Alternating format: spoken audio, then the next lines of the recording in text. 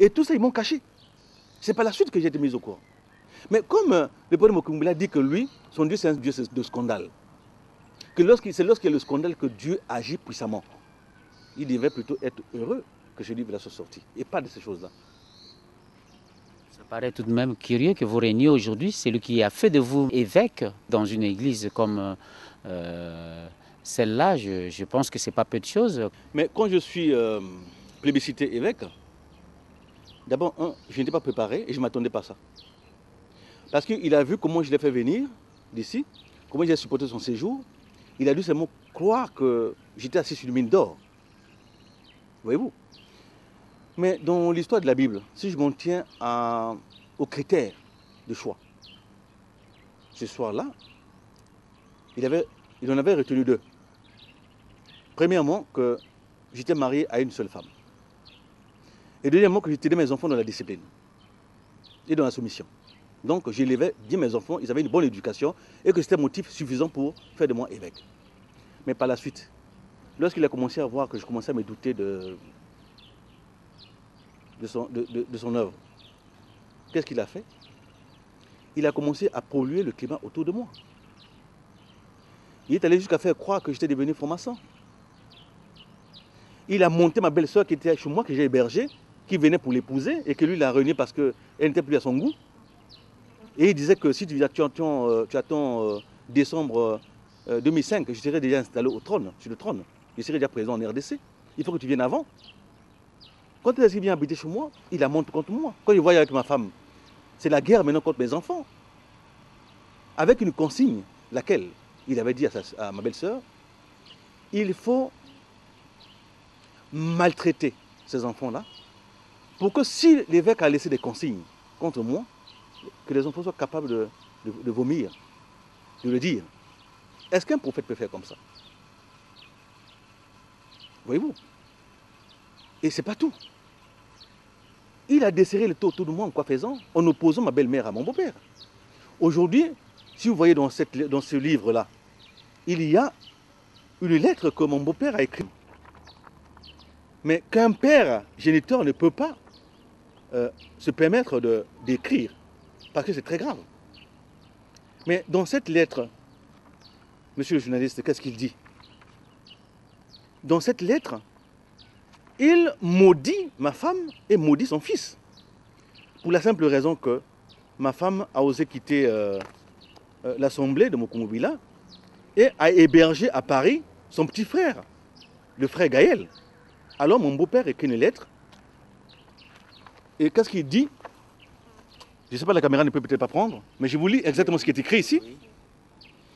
Compte tenu de la gravité des actes posés à l'homme de Dieu, je te condamne, toi et ta sœur Hortense. Hortense, c'est ma femme. Responsable des faits énoncés d'une malédiction au nom du Dieu de Mokumbila. Jésus-Christ est venu pour porter nos péchés, le poids de nos péchés, pour nous rendre libres par son évangile.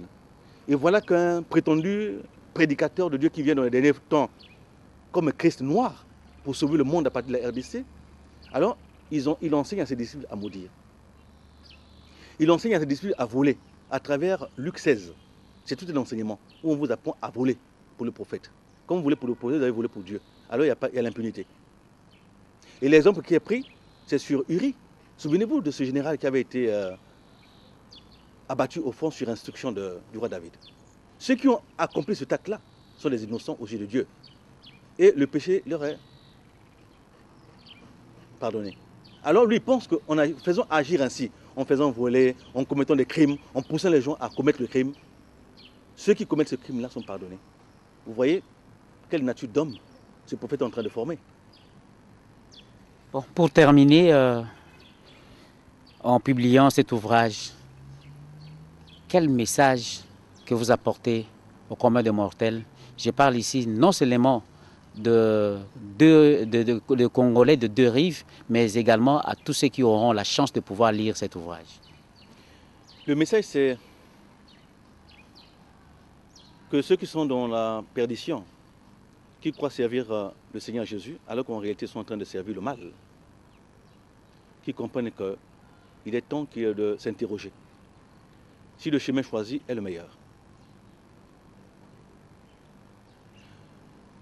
Lorsqu'on se crée des fantômes, on enfante des vampires.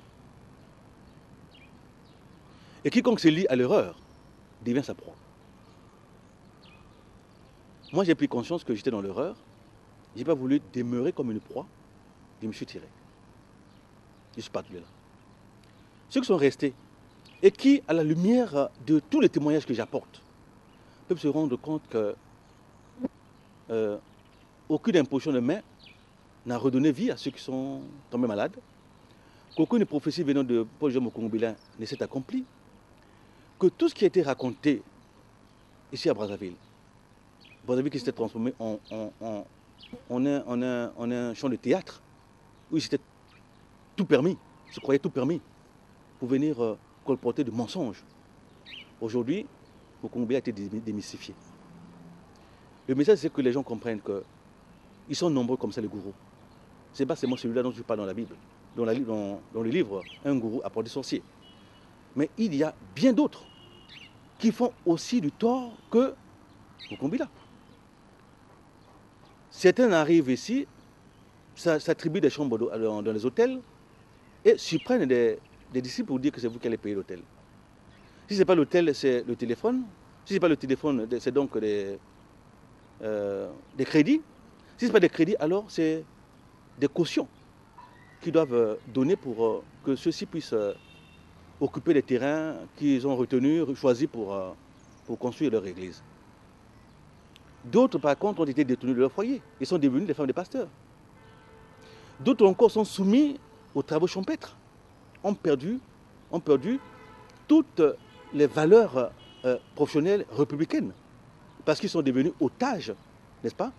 Là où ils sont internés pour exécuter des travaux champêtres et sans salaire, sans rémunération. C'est tellement qu'il y a d'autres aussi qui ont connu des sévices et qui ont péri à cause de l'évangile. À cause de l'évangile. Et des gens pour lesquels les enquêtes n'ont jamais été ouvertes. Mon souhait serait que le pouvoir public puisse tenir un débat qui réunirait tout le monde. Les serviteurs de Dieu, le gouvernement, l'Assemblée, le Sénat, toute personne compétente en la matière, de façon à ce que le phénomène des religions, qui par leur pratique causent des désagréments, causent de la désolation dans les familles, dans la société, que nous puissions recadrer les choses, que nous puissions nous exprimer sur la question, de façon à ce que nous puissions dégager un consensus autour de ce phénomène, qui est un phénomène de société parce que du Congo, Brazzaville, en passant par la RDC, le Gabon, le Ghana, toute l'Afrique noire est en proie à ces phénomènes. Et beaucoup d'innocents comme nous autres, qui avons cru tout simplement qu'il faut aller chercher la vérité à travers des hommes. Nous qui avons regardé des hommes plutôt que de regarder Dieu. Voilà que notre vie se retrouve dans l'impasse. Dans l'impasse. Donc ceux qui m'écoutent aujourd'hui, il faut qu'ils lisent le livre. Ce livre-là, ce n'est pas de la fiction.